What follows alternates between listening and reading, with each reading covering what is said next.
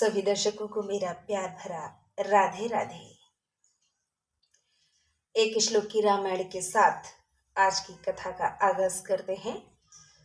आदो राम तपोवनादि गमनम हत्वा मृगम कांचनम वैदेही हरणम जटायु मरणम श्रीसुग्रीव संभाषणम् बाली निर्दलनं समुद्रतरणं लंकापुरी दाहनं पश्चाद्रावण कुंभकर्ण हननम् एतद् रामायणम्। बोलिए सियापति रामचंद्र भगवान की जय। बेहड़ वाली मैया की जय। गुरु भगवान की जय। हर हर महादेव, हर हर करिए। बोलिए गौरी शंकर भगवान की जय। कल्याण करिए प्रभु जी। आज की राम कथा में आप सभी का बहुत बहुत स्वागत है। 46वें दिन की कथा, पेज नंबर 181 यानी 181। दोस्तों, राम कथा पढ़ना मुझे बहुत अच्छा लगता है और आप लोगों को सुनना। यदि आप रेगुलर सुनना चाहते हैं बिना किसी नागा के और ईश्वर भक्ति से जुड़ना चाहते हैं, राम भक्त हैं, अब चूंकि मुझे जिज्ञासा है पढ़ने की और समझने की, यदि आप भी इच्छुक हैं हर रोज बिना किसी नागा के सुनने के, तो आपको ये ज़रूरी भी है आप चैनल को सब्सक्राइब कर लें, ताकि क्योंकि मैं नित्य प्रति पाठ करती हूँ और अपलोड कर देती हूँ, तो जैसे ही मैं अपलोड करूँगी फर्स्ट ऑफ ऑल आपको ये वीडियो मिल जाएगी। उसके लिए आपको सिर्फ बेल आइकन दबाना है, सब्सक्राइब करके बेल नोटिफिकेशन को दबा करके, सब्सक्राइब दबा के बेल नोटिफिकेशन दबा के ऑल पर प्रेस करना रहेगा, ताकि मैं जितनी भी श्री रामायण की वीडियो अपलोड करूंगी सभी आपको हर रोज मिलती रहे। ज़्यादातर मेरा समय अपलोड करने का रहता है मध्य रात्रि 12 बजे के बाद। रात्रि में ही पढ़ती हूँ मैक्सिमम, कभी कभी दिन में समय रहता है तो मैं दिन में भी पढ़ लेती हूँ। मेरे घर के कामकाज के बाद जब भी मुझे समय मिलता है मैं अपने लिए इतना सा समय निकाल लेती हूँ। ये मेरा निजी समय मैं इसको मानती हूँ, बाकी सब दुनियादारी है। तो आप भी ईश्वर भक्ति से जुड़िए, कथाओं से जुड़िए, अच्छा लगता है। जरूरी नहीं कि सिर्फ राम कथा से जुड़े, कोई भी कथा आपको जो पसंद हो, और जिनको राम कथा पसंद है, भगवत जी से प्रेम करते हैं, वो इस चैनल से जुड़ सकते हैं। और हाँ, जिनको जोड़ना चाहते हैं, जिनकी आदतें आपको पसंद नहीं, ये विशेष बात, चूंकि हमारा ये कर्तव्य भी बनता है कि हम जहां ईश्वर भक्ति का लाभ ले पा रहे हैं दूसरों को भी लाभ दें। जिन लोगों को हम पसंद नहीं करते हैं, हम चाहते हैं कि इनकी बुद्धि थोड़ी सुधरनी चाहिए, हमारे हिसाब से कभी कभी लगता है कि नहीं हम तो श्रेष्ठ हैं, ये हमें निम्न सोच का लगता है, तो उसे हमें कैसे सुधारना है, कैसे समझाना है। तो सुधारने के लिए तो हम किसी को दंड नहीं दे सकते, किसी को दंडित नहीं कर सकते। हाँ, उसे ईश्वर भक्ति से जोड़ करके कुछ बदलाव उनकी आदतों में हम ला सकते हैं।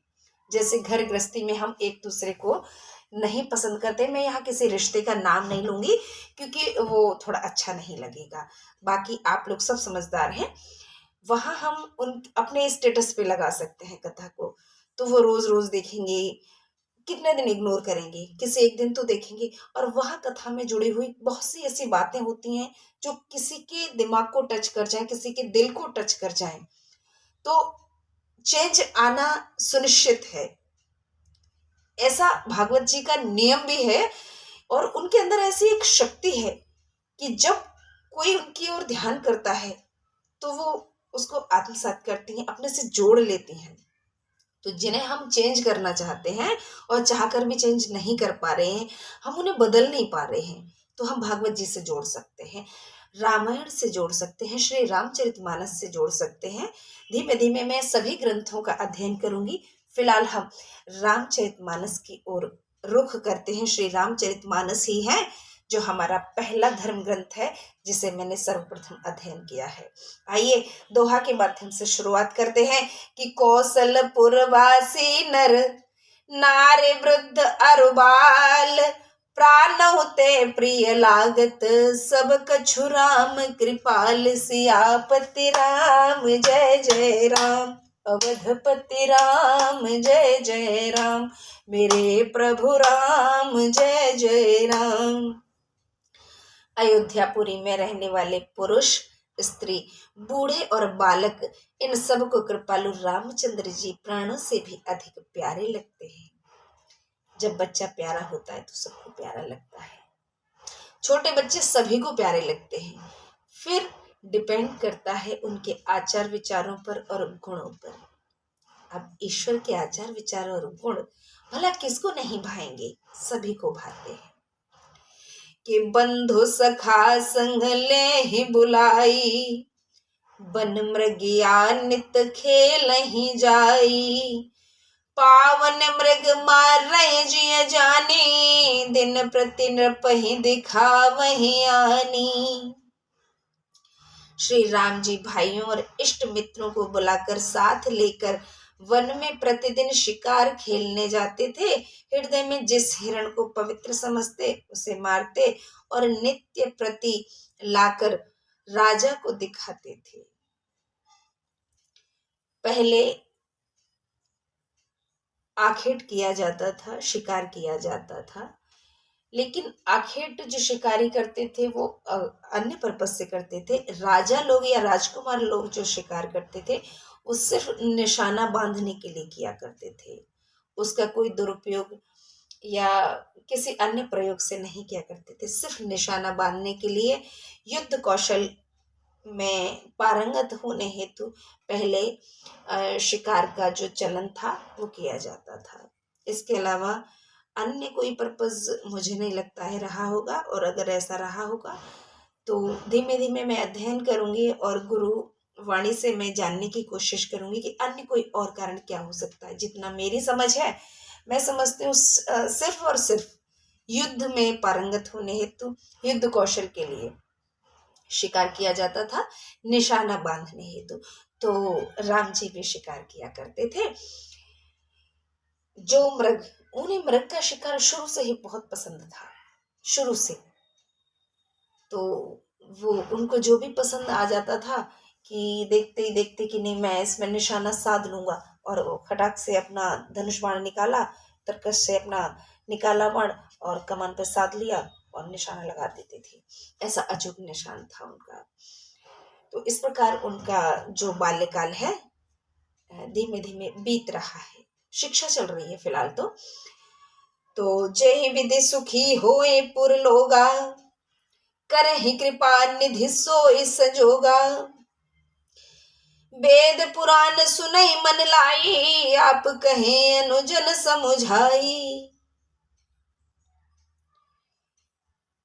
देखिए कि जे मृग राम बान के मारे ते तनु तज सुर लोक सिधारे अनुज सखा संग भोजन करही मातु पिता आज्ञा अनुसरही। देखिए राम जी हिरणों का शिकार तो किया करते थे, लेकिन जो उन्हें ठीक लगता था, पवित्र लगता था, उसी का शिकार वो करते थे, क्योंकि उनका उद्धार उन्हें करना होता था। जो हिरण राम जी के हाथों मारे जाते थे वे शरीर त्याग कर स्वर्ग को चले जाते थे। श्री राम छोटे भाई और मित्रों के साथ भोजन करते और माता पिता की आज्ञा का पालन करते थे। जिस भांति नगरवासी सुखी हो, कृपा निधान राम जी वही लीला करते थे। वेद पुराण मन लगाकर सुनते और फिर छोटे भाइयों को स्वयं समझा कर कहते हैं। देखिए वेद पुराण का जो अध्ययन था, जो शिक्षा थी, वो मेरे प्रभु श्री राम ने भी ग्रहण की थी। तो क्यों ना हम अपने बच्चों को ऐसे संस्कार दें। ज्यादा कुछ नहीं कर सकते हैं तो भागवत जी हर घर में लगभग सुशोभित हैं। आज के समय में सभी समझदार हो गए हैं कहा जा सकता है। तो या तो आप लोग अध्ययन करना शुरू कर दीजिए, या बच्चों को आदत डाल दीजिए कि ज्यादा कुछ नहीं है तो दो चार श्लोक चौपाई आप नित्य प्रति पढ़ो। स्नान करने के बाद सुबह सुबह बच्चे जल्दी में रहते हैं स्कूल जाने के समय, तो संभव नहीं होता है। ट्यूशन वगैरह भी बहुत से बच्चों का रहता है। तो मेरे ख्याल से शाम के समय संध्या वंदन रहता है, हम दीप इत्यादि जलाते हैं, वो समय उचित है। क्योंकि हम खेलने के लिए समय निकाल सकते हैं, बाकी पार्टीज के लिए निकाल सकते हैं, तो इसके लिए भी हमें समय निकालना ही पड़ेगा। इसे जीवन का अभिन्न अंग बना लीजिए। भौतिक युग में आप हर सुख जी रहे हैं, इस सुख को भी जीने की कोशिश कीजिए। ये हमारे कल्याण के साथ साथ हमारे जीवन जीवन को भी सुगम बनाने वाला है। क्योंकि जितना भौतिक सुख हमें मिल रहा है, उतनी ही कहीं ना कहीं हमें मानसिक परेशानियां भी हैं। और ये एक रामबाण इलाज है हमें उन परेशानियों से बाहर निकालने हेतु। आप आजमा कर दीजिए, देख लीजिएगा। ये कोई कही सुनी बात नहीं मैं कह रही हूँ, मुझे किसी ने ऐसा कहा नहीं है कि आप ऐसा बोलिए, ऐसा किसी को सुनाइए, नहीं। ये आजमाई हुई बात है, प्रैक्टिकल बात कर रही हूँ। मैं जब भी बात करती हूँ, मैं खुद पर बीती हुई या जो मैंने प्रैक्टिकल देखा है अपने जीवन में आत्मसात किया है, जो भी मैंने अम, अ, भोग लिया है, मैं उसी बात को करती हूँ। फालतू की बात करने की आदत नहीं है। तो ये चूंकि सभी आचार्य लोग भी ये तो निवेदन ही करते हैं, जितने भी कथावाचक हैं। और अगर आप पढ़ने में भी इंटरेस्टेड नहीं है, तो मेरे ख्याल से सुनने में इंटरेस्ट बना लीजिए। धीमे धीमे रुचि जागेगी। आप कोशिश करके देखिएगा। देखिए, पहले हमारे पास भी समय नहीं था, लेकिन हमने निकाला, तो हम क्षमा कीजिए, शौक से अब समय निकाल लेती हूँ मैं। अब मेरा शौक बन गया है, शौक पहले भी था, मेरी अब जरूरत बन गई है ये। तो हमारे शौक हमारी जरूरतें बन जाए, तो ऐसे शौक पालिए जिनसे हमारा कल्याण हो सके। बोलिए राधे राधे। आगे बढ़ते हैं कि प्रातः काल उठ के रघुनाथ, मातु पिता गुरु ना वही माथा, आयसु मागी करहि पुर काजा, देखि चरित हर्षय मन राजा। नित्य प्रातः काल उठकर रघुनाथ जी माता पिता और गुरु को मस्तक नवाकर आज्ञा मांगकर नगर का राज्य कार्य करते हैं। यह चरित्र देखकर राजा मन ही मन प्रसन्न होते हैं। बेटा जब आज्ञाकारी हो, बेटा बेटी जो भी संतान हो, जब हमारी संतान आज्ञाकारी होती है ना, तो मन प्रफुल्लित हो उठता है। ऐसे लगता है कि जीवन में अब कोई कमी ही नहीं बची है। यही सबसे बड़ा सुख है हमारे लिए। और माता पिता हर सुख को महसूस कर पाते हैं जब औलाद को कुशल पाते हैं, सुयोग्य देख पाते हैं। कि व्यापक अकल अनेह अज, निर्गुण नाम न रूप, भगत हेतु नाना विधे, करत चरित्र अनूप। सियापति राम जय जय राम, अवधपति राम जय जय राम।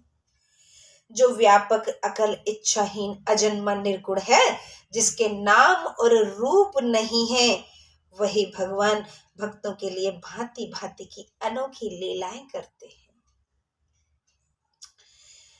यह सब चरित्र कहा में गाई, आगे कथा सुनहु मन लाई। विश्वामित्र महामुनि ज्ञानी, बसहि विपिन शुभ आश्रम जानी। यह सब सुंदर चरित्र मैंने वर्णन किया। अब आगे की कथा मन लगाकर सुनो। ज्ञानी विश्वामित्र मुनि वन में अच्छा आश्रम जानकर रहते हैं। गोस्वामी जी कह रहे हैं कि आगे की कथा मन लगाकर सुनो। अब तक जो मुझे समझ में आ रहा था मैंने लिखा था। अब गौर करने वाली बातें हैं। गौर तो हम तब भी कर रहे थे, लेकिन थोड़ा सा और मन लगा लीजिए। इसमें सुन करके और इसमें मत निकालिए, थोड़ा ध्यान देने की आवश्यकता है। कि जह जप यज्ञ जोग मुनि करही, अति मारीच सुबाहु डरही। देखत यज्ञ निशाचर धावही, करही उपद्रव मुनि दुख पावही। विश्वामित्र मुनि आश्रम में रहते हैं, अच्छा आश्रम समझकर रहते हैं कि चलो ठीक है ये जगह, यहाँ हम भक्ति भाव कर सकते हैं और यज्ञोपवीत कर सकते हैं। लेकिन निशाचर अर्थात जो राक्षस हैं वो चैन नहीं लगने दे रहे हैं, यज्ञ विध्वंस करते रहते हैं जब तक, और संतों को परेशान करते रहते हैं, कष्ट दिया करते हैं। मृत जीवों की हड्डियां हवन कुंड में डाल दिया करते हैं, हवन को नष्ट कर दिया करते हैं। इस प्रकार से ऐसे ऐसे दुख दे रहे हैं संत जनों को। गोस्वामी जी बता रहे हैं कि वहां मुनिजन जप योग और यज्ञ करते थे, परंतु मारीच और सुबाहु से बहुत डरते थे। मारीच जो राक्षस था और सुबाहु बड़े ही भयंकर राक्षस थे, इनका डर मुनियों को भी लगता था। यज्ञ देखते ही राक्षस दौड़ आते और ऐसा उपद्रव करते जिससे मुनि लोग दुख पाते थे। भाई कष्ट तो सबको होता है, हमारी पूजा में कोई भंग डाले, कोई विध्वंस करे तो हम ही जब पूजा कर रहे होते हैं हमें कोई डिस्टर्ब करता है तो हमें भी तकलीफ होती है कि देखो चैन से पूजा तक नहीं करने देते हैं। और जब यज्ञ और हवन, चूंकि आज के समय में तो हम फास्ट करते हैं, जल्दी जल्दी में सिर्फ कोई कोई 2 अगरबत्तियां लगाएंगे, कोई सिर्फ दीपक जलाएंगे, कोई कोई तिलक भी करते हैं ईश्वर का, उन्हें स्नान आदि करा के। लेकिन यज्ञ वगैरह करना थोड़ा सा समय लेने वाले अनुष्ठान हुआ करते थे, कितनी तकलीफ कितना कष्ट हुआ करता होगा। तो सब बाट जोह रहे हैं अर्थात राह देख रहे हैं कि प्रभु कब सुनेंगे हमारी, कब इनसे हमें निजात मिलेगी, कब हम इस कष्ट से निवृत्त हो पाएंगे। तो भगवान का वो भी भजन था, सब ईश्वर की आराधना कर रहे थे कि कब हमारे कष्ट दूर हों। इसीलिए भगवान ने अवतार भी लिया है। और गोस्वामी जी इसीलिए बोल भी रहे हैं कि अब ध्यान लगाकर, कान लगाकर सुनने की जरूरत है। दोस्तों आवाज थोड़ी सी मेरी गड़बड़ हो रही है सर्दी की वजह से, गला चौक है इतना ज्यादा कि तकलीफ हो रही है बोलने में। आगे बढ़ते हैं कि गाथित नय मन चिंता व्यापी, हरि बिनु मरहि न निश्चर पापी। तब मुनि बर मन की न विचारा, प्रभु अवतरे ओ हर न मही भारा। विश्वामित्र जी के मन में यह चिंता हुई कि हरि के बिना यह पापी राक्षस नहीं मरेंगे। तब श्रेष्ठ मुनिवर ने मन में विचार किया कि प्रभु रामचंद्र जी ने पृथ्वी का भार उतारने को अवतार लिया है। क्योंकि ज्ञानी ध्यानी थे और फोरकास्ट कर लिया करते थे, भविष्यवाणी आया करती थी उनको, अपने ज्ञान से योग से सब कुछ जान लेते थे। तो उन्हें पता था कि भगवान अवतरित हो चुके हैं, अब बस उन्हें यहाँ लाने की जरूरत है, कैसे लाया जाए। भाई किसी के बच्चे को लेकर आएंगे तो इतनी आसानी से तो कोई राजा हमें नहीं सौंप देगा, उम्मीद भी नहीं है देंगे नहीं देंगे। वन में आने की अपने किसी राजकुमार को कोई राजा कैसे परमिशन दे सकता है।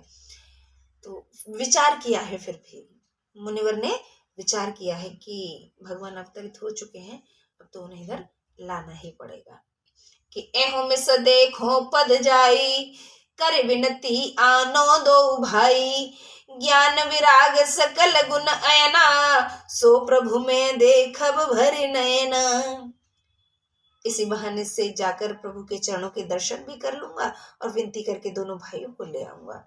जो प्रभु ज्ञान वैराग्य और सब गुणों के धाम है, उन प्रभु को मैं अपने नेत्र भर कर देखूंगा। अब दर्शन की इच्छा जागृत हुई है कि दर्शन भी हो जाएंगे और प्रार्थना भी कर लूंगा राजा से, तो मुझे दोनों भाइयों को मेरे साथ भेज दिया जाएगा। क्योंकि चर्चाएं भी थी कि दोनों राजकुमार बहुत अच्छा निशाना साधते हैं और शिकार में जो है वो वेल वर्स्ड हैं, पारंगत हो चुके हैं। तो निशाचरों का जो शिकार है वो अच्छा निशाना साधने वाला ही कर सकता है। इसलिए विचार किया गया है कि अब दोनों राजकुमारों को ले आया जाए, ऐसा गोस्वामी जी लिख रहे हैं। कि बहुविधि करत मनोरथ, जात लाग नहीं बार। कर मंजन सरऊ जल, गए भूप दरबार। इस प्रकार मनोरथ करते हुए जाने में देर नहीं लगी है। भाई शुभ काम में देरी होनी भी नहीं चाहिए। सरयू नदी के जल में स्नान कर वे राज्यसभा में गए हैं। सरयू नदी में स्नान किया है और मन में तो दृढ़ संकल्पित होकर के ही गए हैं कि कुछ भी हो जाए दोनों राजकुमारों को लेकर ही लौटूंगा मैं। कि मुनि आगमन सुना जब राजा, मिलन गयो ले बेप्र समाजा। करि दंडवत मुनि सन्मानी, निज आसन बैठारे न्यानी। अब राजा ने मुनि का आना सुना, तब वे ब्राह्मण मंडली को संग लेकर मिलने गए। मुनि को दंडवत करके आदर पूर्वक उन्हें आसन पर बिठाया है। देखिए, जैसे ही राजा दशरथ को पता चला है कि मुनिवर आ रहे हैं, विश्वामित्र जी पधारे हैं, मुखबिर और गुप्तचर उनके जो सिपाही हुआ करते थे वो पहले ही सूचना दिया करते थे। जैसे ही एंट्री गेट पर कोई आते तो उसकी सूचना राजा को हुआ करती थी, जो उनसे मिलने के लिए आया करते थे उसके लिए, कि कोई तो पधार रहे हैं। जैसे ही सूचना मिली है, राजा भाग निकले हैं, दौड़ पड़े हैं जल्दी से पंडितों की मंडली लेकर के कि मुनिवर के स्वागत में। ये सम्मान का भाव हुआ करता था और आज के समय में ऐसा सम्मान तो नहीं है देखने के लिए, लेकिन हम भाव बना सकते हैं। हमारे गुरुजन, हमारे सीनियर जब भी आते हैं हमसे मिलने के लिए, तो मेरे ख्याल से हमें भी ऐसा ही सम्मान का भाव रखना चाहिए। अब चूंकि हम लोग राजा लोग नहीं हैं, हमारे पास सेना नहीं है, मंत्री नहीं है, मंडली नहीं है, या 4-5 एक भी ब्राह्मण नहीं है, मतलब ऐसी कोई हमारी टोली भी नहीं है, तो जरूरी नहीं है। हम भाव बना सकते हैं, सम्मान का भाव, मान का भाव। आज के समय में देखा गया है कि गुरु बनाने के बाद अगर कोई भी गुण दोष नजर आते हैं गुरुओं के, तो हम लोग आलोचना करने लग जाते हैं, ये सबसे बड़ा पाप का मान लेते हैं। तो गुरुजनों के प्रति जो भाव है आदर का, वो सदैव बना के रखें। पहले तो जान कर पहचान कर गुरु बनाइए, और अगर बाय मिस्टेक बन भी गए हैं और आपको उनका कोई दोष पहले से पता नहीं, बाद में पसंद नहीं आ रहा है, तो वो दोष आपका नहीं है, वो दोष उनका नहीं है। ईश्वर ने उनके अंदर जो गुण अवगुण डाले हैं वो ईश्वर के बनाए हुए हैं, और ईश्वर की बनाई हुई कोई भी चीज खराब नहीं होती। इसका मतलब ये नहीं है कि हम बुराइयों को एक्सेप्ट कर लेंगे, नहीं। गुरु की निंदा नहीं करनी है, गुरु की निंदा नहीं करनी है, बस इतना सा ध्यान रखना है। ऐसा आदर का भाव हम यहाँ से ये सिर्फ सीख ले सकते हैं, बाकी आपकी इच्छा है। तो राजा दशरथ ने पांव पखारे हैं, अर्थात धोए हैं जल से, और उन्हें आसन पर बैठाया है। किसको? मुनि विश्वामित्र को। पैर पखार करके दंडवत किया है, आसन पर बैठाया है कि चरण पखार कीने अति पूजा, मौसम आज धन्य नहीं दूजा। विविध भांति भोजन करवाया, मुनिवर हृदय हर्ष अति पावा। राजा आज बहुत प्रसन्न है, चरण धोकर भली भांति पूजा की और कहा, आज मेरे समान धन्य दूसरा कोई नहीं। फिर अनेक प्रकार से भोजन करवाए। मुनि श्रेष्ठ ने हृदय में अत्यंत आनंद पाया है। मुनिवर को भी बड़ा अच्छा लग रहा है कि उनका इस कदर मान सम्मान किया जा रहा है। मान सम्मान हर किसी को पसंद आता है, करना भी चाहिए। यदि हम दूसरों से उम्मीद रखते हैं तो पहले हमें देना भी पड़ेगा। ये प्रकृति का भी नियम है, गिव एंड टेक का, लेना और देना। कि मुनि चरणन मेले सुतचारी, राम देखी मुनि देह विसारी। भय मगन देखत मुख शोभा, जनु चकोर पूरन सस लोभा। फिर राजा ने चारों पुत्रों को बुलाकर मुनि के चरणों में प्रणाम करवाया। रामचंद्र जी को देखकर मुनि बहुत सुखी हुए, मन की शोभा देखकर ऐसे मग्न हुए जैसे चकोर पूर्ण चंद्रमा को देखकर लुभाता है।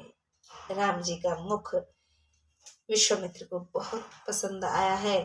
मुनिवर बड़े प्रसन्न हुए हैं, जैसे पूर्ण चांद, जो पूर्णिमा का चांद रहता है, उसको देख करके चकोर प्रसन्न होता है। बड़ा ही प्रेम होता है चंदा और चकोर का। ऐसे ही प्रसन्नता विश्वामित्र मुनिवर को हुई है राम जी का मुखमंडल देख करके। के तब मन हर्षि वचन कहराऊ, मुनि अस कृपान कीन्हन काऊ। के कारण आगमन तुम्हारा, कहूँ सुकरत न लावऊं बारा। मन में प्रसन्न होकर राजा ने यह वचन कहा, हे मुनि, मुझ पर ऐसी कृपा पहले कभी नहीं की। आज किस कारण आपका आगमन हुआ सो कहिए, उसे करने में देर नहीं लगाऊंगा। आने का कारण पूछा है अवध नरेश दशरथ महाराज ने कि मुनिवर कैसे कैसे कष्ट किया है, आज मुझ पर इतनी कृपा कैसे बरसाई है, इससे पहले तो कभी नहीं आई। गोस्वामी जी लिख रहे हैं कि असुर समूह सता वही मोही, मैं जाचन आयो नृप तोही। अनुज समेत देव रघुनाथा, निश्चर बध में होव सनाया। जो राजा ने बोला है कि क्या मनोरथ है आपका, क्या इच्छा है, आज आप पधारे हैं, मैं उसे पूर्ण करने में देर नहीं लगाऊंगा। मुनिवर ने तुरंत उच्चरित किया है, तुरंत बता दिया। वो बोले हैं कि हे राजन, राक्षस मुझको सताते हैं, इस कारण मैं तुमसे ये मांगने आया हूँ कि लक्ष्मण सहित रामचंद्र जी को मुझे दीजिए। निशाचरों के मारे जाने से मैं सनाथ हो जाऊंगा। सनाथ किस लिए? क्या वो अपने परिवार को बचाना चाहते थे? नहीं, संपूर्ण संत समाज ही उनका परिवार था। उनकी पूजा अर्चना ही उनकी दुनिया थी। तो जब राक्षस खत्म हो जाएंगे तो कोई कष्ट ही नहीं होगा, कोई आपत्ति ही नहीं आएगी, कोई विध्वंस नहीं होगा, तो सनाथ हो जाएंगे। ऐसा उद्देश्य था मुनिवर का कि देहु भूप मन हर्षित, तजौ मोह अज्ञान। धर्म सुजस प्रभु तुमको, इन कहे अति कल्याण। सियापति राम जय जय राम, अवधपति राम जय जय राम, मेरे प्रभु राम जय जय राम। हे राजन, मन में प्रसन्न होकर दो, मोह और अज्ञान को छोड़ दो। हे स्वामी, तुम्हारा धर्म और यश बढ़ेगा और इनका भी अत्यंत कल्याण होगा। अब मुनिवर समझा रहे राजा को कि मोह त्याग दो। मोह से सबको मोह होता है। तो सर्वप्रथम उन्होंने वही बात बोली है कि मोह त्याग दो। आपका भी नाम हो जाएगा चारों तरफ, धर्म बढ़ेगा और इन बच्चों का भी कल्याण हो जाएगा। मुझे लक्ष्मण सहित श्री रामचंद्र जी को दे दीजिए। कि सुने राजा अति अप्रिय बानी, हृदय कंप मुख दुति कुमलानी। चौथे पन पायो सुत चारी, विप्र वचन नहीं कहे विचारी।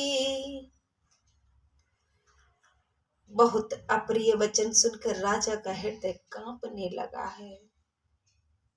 उनके मुख का तेज फीका पड़ गया, और वो बोले हैं कि चौथेपन में मैंने 4 पुत्र पाए हैं। हे विप्र, आपने विचार कर वचन नहीं कहा। राजा दशरथ को बड़ा कष्ट हुआ है। किसी भी पिता को होगा, उसकी औलाद जब उससे दूर होगी तो किसी भी पिता को कष्ट होगा। राजा दशरथ को भी वही कष्ट हुआ है। बड़े कष्ट में पड़ गए हैं। बोले हैं, स्वामी आपने विचार कर क्यों नहीं कहा। चौथेपन अर्थात बुढ़ापे में मैंने अपने बच्चों को पाया है और आप मुझसे बच्चे ही मांगने आ गए। वो भी जो सबसे प्रिय मेरा राम है, जिसमें मेरे प्राण बसते हैं, आप मुझसे उसे ही मांगने आ गए कि मांगहु भूमि धेनु धन कोसा। दशरथ कह रहे हैं कि मांगहु भूमि धेनु धन कोसा, सर्वस देहु आज सहरोसा। देह प्राण ते प्रिय कछु नाही, सो मुनि देहु निमिष एक माही। राजा दशरथ बोले, भूमि, गौ, धन, कोश आज सहज सर्वस्व दे दूंगा। देह और प्राण से अधिक कुछ प्यारा नहीं है हे मुनि, यह भी एक पल में दे दूंगा। मेरा शरीर मुझसे मांग लीजिए, मेरे पुत्रों को मुझसे अलग मत कीजिए, उन्हें मत मांगिए। जो कुछ है मेरे पास सब देने को तैयार हूँ, यहाँ तक कि अपना शरीर भी, लेकिन मैं बेटे देने में असमर्थ हूँ। उन्होंने फटाक से बोल दिया है। बड़ा कष्ट हो रहा है। सब सुत प्रिय मोहि प्राण की नाही, राम देत नहीं बनई गुसाई। कहने से चर अति घोर कठोरा, कह सुंदर सुत परम किशोरा। राजा बोले हैं, सब पुत्र मुझे प्राणों के समान प्यारे हैं, तथापि हे स्वामी, राम को देते नहीं बनता। कहाँ बड़े भयंकर कठोर राक्षस और कहाँ मेरे बहुत सुकुमार सुंदर बालक। अरे अभी तो मेरे बच्चे नादान हैं। राम जी की अवस्था बहुत कम थी उस समय। छोटे छोटे बालक मेरे, और कहाँ वो विशालकाय भीमकाय राक्षस, इतने बड़े बड़े दरिंदे, मेरे बच्चे कैसे सामना कर पाएंगे उनसे। राजा को बड़ी ग्लानि हो रही है ये सब बोलते हुए, लेकिन औलाद के लिए वो बोल पड़े हैं, वरना ऐसे गुस्ताखी करने की उनकी कभी जरूरत भी नहीं हुई थी। मुनिवर के सामने औलाद के लिए उन्होंने मुनि के सामने उद्दंडता दिखाई है। सुने नृप गिरा प्रेम रस सानी, हृदय हर्ष माना मुनि ज्ञानी। तब वशिष्ठ बहुविधि समझावा, नृप संदेह नास कह पावा। राजा की प्रेम रस से भरी हुई वाणी सुनकर ज्ञानी मुनि ने मन में बहुत आनंद माना है। तब वशिष्ठ जी ने बहुत प्रकार से समझाया, तब राजा का संदेह दूर हो गया है। विश्वामित्र जी को, मुनिवर को ये बात अच्छी लगी है कि दशरथ जी बड़ा प्रेम करते हैं अपने बच्चों से। लेकिन वशिष्ठ जी, उन्होंने राजा को नाना भांति से समझाया है कि इसमें न सिर्फ संतों का कल्याण है, बल्कि संपूर्ण राज्य का कल्याण है। और आपकी भी जिम्मेदारी बनती है कि प्रजा को सुख दें, और जितने भी जीव मात्र हैं आपके साम्राज्य में, उन सबको सुख ही रखना आपका उत्तरदायित्व है। अगर वो कष्ट में हैं, आपसे सुख की इच्छा कर करके आए हैं, तो उनके सुख हेतु, उनके कल्याण हेतु आपको पुत्रों को सौंपना होगा। वशिष्ठ जी ने समझाया है। राजा ने अब बात धीमे धीमे मान ली है। दिल अनुमति नहीं दे रहा है, लेकिन वशिष्ठ जी के समझाने पर मानना पड़ा है राजा को कि अति आदर दो तनय बुलाए, हृदय लाए बहुमात सिखाए। मेरे प्राणनाथ सुत दो, तुम मुनि पिता आन नहीं को। बड़े आदर से दोनों पुत्रों को बुलवाया और छाती से लगाकर बहुत प्रकार से शिक्षा दी और कहा, हे नाथ, ये दोनों पुत्र मेरे प्राण हैं। हे मुनि, अब आप ही इनके पिता हैं, दूसरा कोई नहीं है। राजा को चिंता सता रही है। राजमहल छोड़कर मेरे बेटे जाएंगे, बिन माँ बाप के वहां रहेंगे। मुनिवर से आग्रह किया है, प्रार्थना की है कि अब माता और पिता दोनों आप ही हैं, इनका ध्यान रखिएगा। छोड़ते नहीं बन रहा है दोनों लालों को, लेकिन अपने पुत्रों से विमुख होना पड़ा है। राजा को मोह जो है त्यागना पड़ा है गुरु वशिष्ठ के कहने पर। गोस्वामी जी आगे लिख रहे हैं कि सौंपे भूप ऋषि सुत, बहुविध देई असीस। जननी भवन गए प्रभु, चले नाय पद शीस। सियापति राम जय जय राम। राजा ने बहुत प्रकार से आशीर्वाद दे दोनों पुत्र ऋषि को सौंप दिए। तब प्रभु माता पिता के महल में गए और उनके चरणों में सिर नवाकर चले आए हैं। मैया के महल की ओर दौड़े हैं और माँ को नमन करके चरण वंदन करके चले आए हैं। यहाँ इस बात को हम गृहस्थी से जोड़ेंगे, आज के जीवन से जोड़ेंगे। हम सभी के भौतिक सुख के साथ साथ हम ये क्रिया भी अपनाएं। इस बात को हम अपने सबके जीवन से जोड़ेंगे कि देखिए, जब भी हम घर से बाहर निकलते हैं किसी भी कार्य हेतु, तो हमें अपने माता पिता के चरण स्पर्श करके जाने चाहिए। उत्तर भारत में वैसे बेटियों से पैर छुलवाने का, टच फीट का कोई रिवाज नहीं है। बेटे पैर छूते हैं। दक्षिण भारत में बेटियां भी पैर छूती हैं। ये अलग अलग रिवाज है, इसके विषय में अलग से बात की जा सकती है। फिलहाल हम इतना समझ सकते हैं कि जब भी हम किसी शुभ कार्य के लिए जाएं, या अशुभ तो खैर करना ही नहीं है, किसी भी प्रकार का छोटा या बड़ा कह सकते हैं, और शुभ में तो भूलना ही नहीं है। तो कैसा भी काम के लिए हम बाहर जा रहे हैं घर से, और चाहे तो नॉर्मल भी हम घर से बाहर जब निकलते हैं, हम अपने माता पिता के पैर छू कर ही निकले। आज के समय में ऐसे बहुत से लोग हैं जो अपने माता पिता को सम्मान देने हेतु दिन में 4-6 बार भी अगर मुलाकात होती है तो 4-6 बार, 8-10 बार भी अपने माता पिता के पैर छूते हैं। आज भी ऐसे लोग हैं और उन महान आत्माओं को मेरा नमन है। इससे हम सबको सीख लेने की आवश्यकता है। हाँ, बहुओं को पैर छूने का परमिशन मिलता है हमारे उत्तर भारत में। तो जितनी भी हमारी बहुएं बहनें हैं मेरी, जो जिस भी किसी भी घर की बहुएं हैं, वो पैर छू करके, क्योंकि बहू बनने के बाद, बेटी की शादी के बाद उसको परमिशन मिल जाती है पैर छूने की, सिर्फ ससुराली जनों की, अपने माता पिता की फिर भी नहीं। हाँ, फिर वो धर्म के माता पिता उनके सास ससुर होते हैं। तो जब भी घर से बाहर निकले आप नॉर्मल भी पैर छू कर निकलिए, ये बड़ा ही अच्छा संकेत होता है अपने बड़ों से आशीर्वाद लेने का। इसी प्रकार दोनों भाइयों ने चरण वंदन किया है माता पिता का और मुनिवर के साथ चल पड़े हैं कि पुरुष हैं दो वीर, हर्ष चले मुनि भय हरन, कृपा सिंधु मति धीर, अखिल विश्व कारण करन।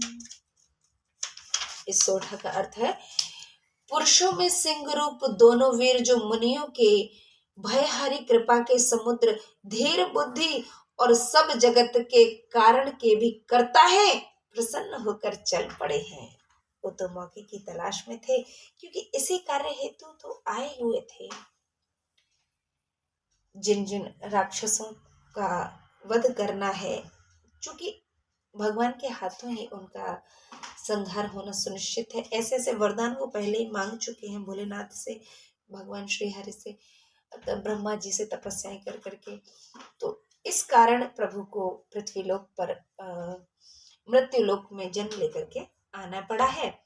आज अपने कार्य हेतु अपने लक्ष्य की ओर प्रस्थान किया है।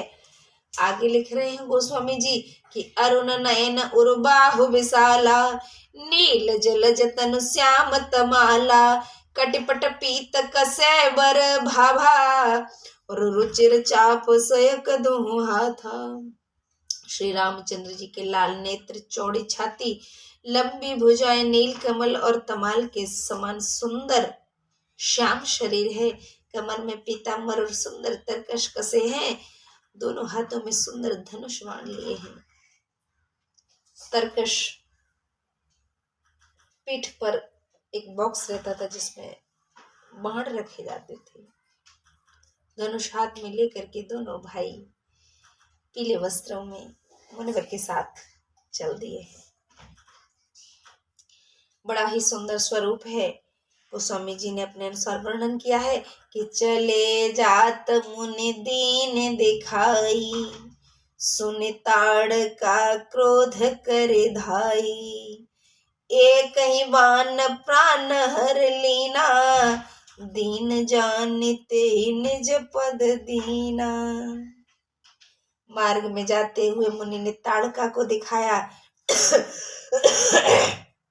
शब्द सुनते ही वह क्रोध करके दौड़ी है।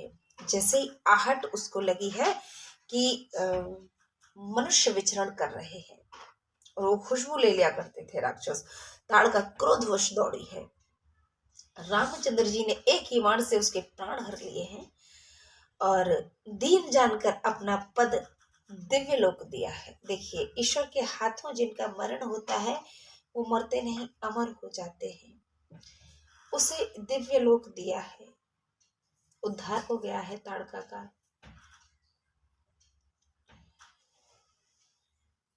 कि तब मुनि निज नाथ जी चीनी, विधा निधि कहूँ विधा दीनी, जाते लागन क्षुधा पिपासा, अतुलित बल तनु तेज प्रकाशा।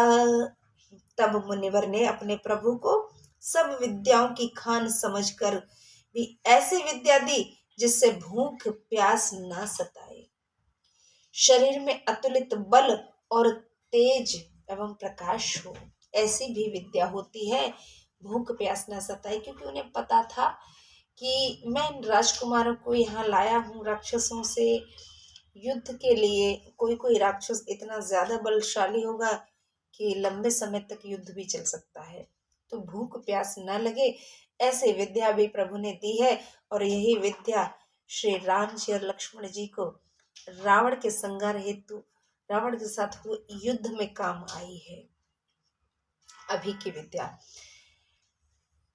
कि आयुध सर्व समर्पिके, प्रभु निज आश्रम आने, कंद मूल फल भोजन, दीन भगत हित जाने।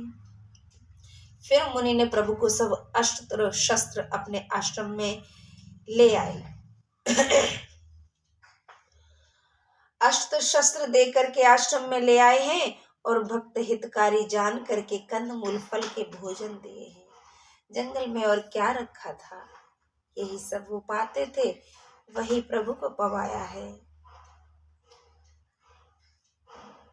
कि प्रातः काल मुनि सन रघुराई, निर्भय यज्ञ करो तुम जाई, होम करन लागे मुनि झारी, आप रहे मख की रखवारी।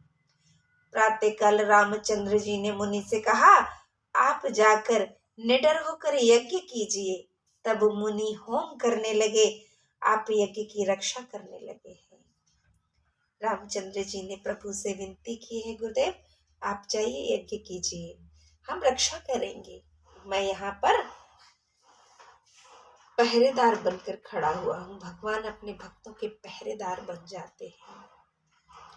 जरूरी नहीं कि वो मुनि विश्वामित्र के ही पहरेदार बने हो, आपके भी पहरेदार बन सकते हैं। एक बार प्रभु में मन लगा करके तो देखिए,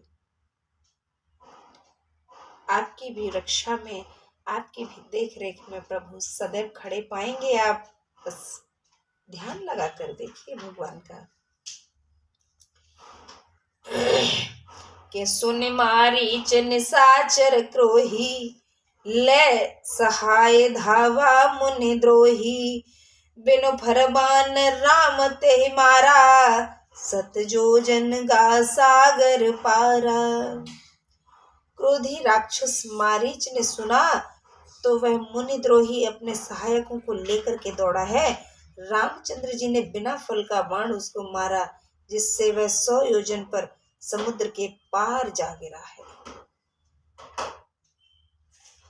मारीच दौड़ा है अपनी सेना को लेकर के, लेकिन भगवान ने उसे मौत नहीं दी है। ऐसा बाण मारा है, समुद्र के पार जाकर गिरा है। के पावक सरसु बाहु पुनि मारा, अनुज निशाचर कटक संघारा, मारे असुर द्विज निर्भयकारी, स्तुति करहि देव मुनि झारी। फिर अग्निबाण से सुबाहु को भस्म किया है। लक्ष्मण जी ने राक्षसों की सेना का नाश किया। असुरों को मारने वाले ब्राह्मणों को निर्भय करके भगवान की सब देवता और मुनि स्तुति करने लगे हैं, क्योंकि अब तो पट पट पट पट हर एक राक्षस को दोनों भाई टपकाते जा रहे हैं। जैसे पेड़ से पके हुए आम टपक रहे हों, ऐसे ही राक्षसों को टपकाया, ढेर कर दिए हैं। उनका वश जब चल रहा था तो वो मुनिवरों को ऐसे ही परेशान किया करते थे, उपद्रव किया करते थे और मारा करते थे, निर्दोषों को सताया करते थे।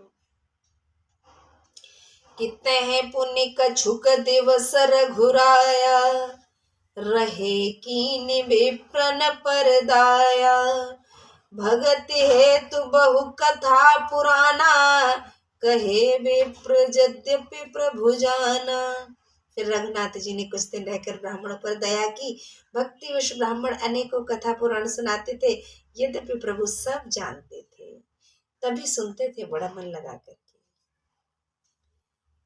देवता लोग बड़े प्रसन्न हैं कि तब मुनि सादर कहा बुझाई, चरित एक प्रभु देखिए जाई, धनुष यज्ञ सुनि रघुकुल नाथा, हर्ष चले मुनिवर के साथा। तदनंतर मुनि ने आदर के साथ समझा कर कहा, हे प्रभु, अब चलकर एक चरित्र देखिए। धनुष यज्ञ सुनकर रघुनाथ जी प्रसन्न होकर मुनिवर के साथ चले। धनुष यज्ञ हो रहा है कि आश्रम एक दीख मग माही, खग मृग जीव जंतु तहि नाई, पूछा मुनि सिला प्रभु देखी, सकल कथा मुनि कहा विशेषी। मार्ग में एक आश्रम दिखाई पड़ा, वहां पशु पक्षी कोई भी जीव जंतु नहीं थे। प्रभु ने एक शिला देखकर मुनि से पूछा, तब मुनि ने विस्तार सहित कथा सुनाई है के गौतम नार शाप बस उपल देह धर धीर, चरण कमल रज चाहते, कृपा करो रघुवीर। सियापति राम जय जय राम, मेरे प्रभु राम जय जय राम।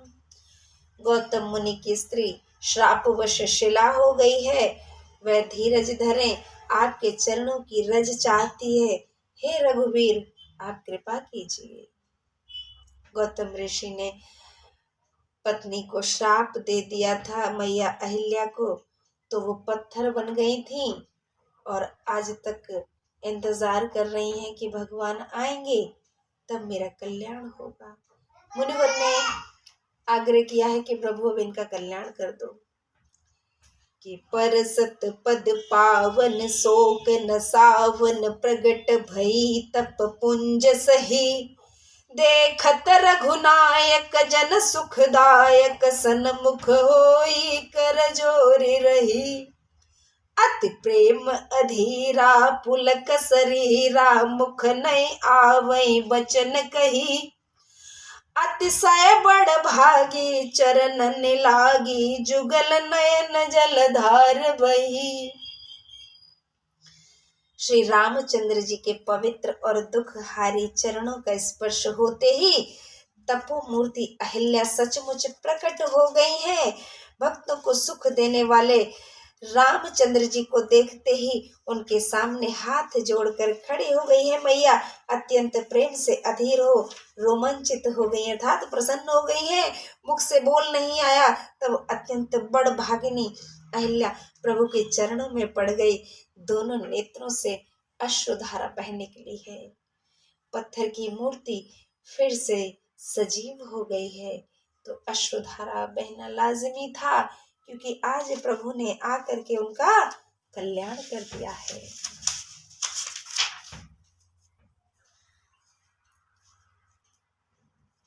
देखिए आगे कथा में क्या होता है, क्योंकि क्लिप ज्यादा लंबी हो रही है तो आप लोगों के लिए भी सुन पाना मेरे ख्याल से आसान नहीं रहता है, फिर क्लिप बहुत ज्यादा लंबी होती है। तो अहिल्या को तार दिया है प्रभु ने।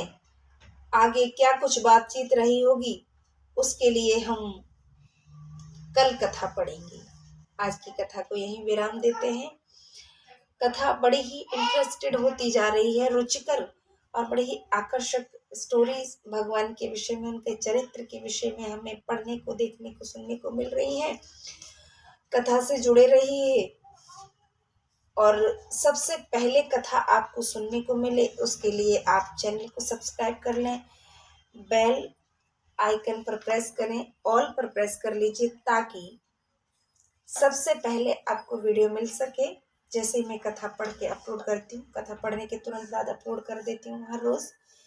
कथा का आनंद लीजिए और आत्मसात करने की कोशिश कीजिए, क्योंकि जब हम कुछ देखते सुनते हैं तो हम सब कुछ सीखते ही हैं। यहाँ से भी सीखने की कोशिश करें, जीवन सुगम हो जाएगा। बहुतों का हुआ है, हम सबका भी हो जाएगा। प्रभु कल्याण अवश्य करते हैं। इसी सद्विचार के साथ आपसे अनुमति चाहते हैं। कल फिर आपसे भेंट होगी, तब तक के लिए श्रद्धा यादव को अनुमति दीजिए। नमस्कार, राधे राधे, जय श्री राम।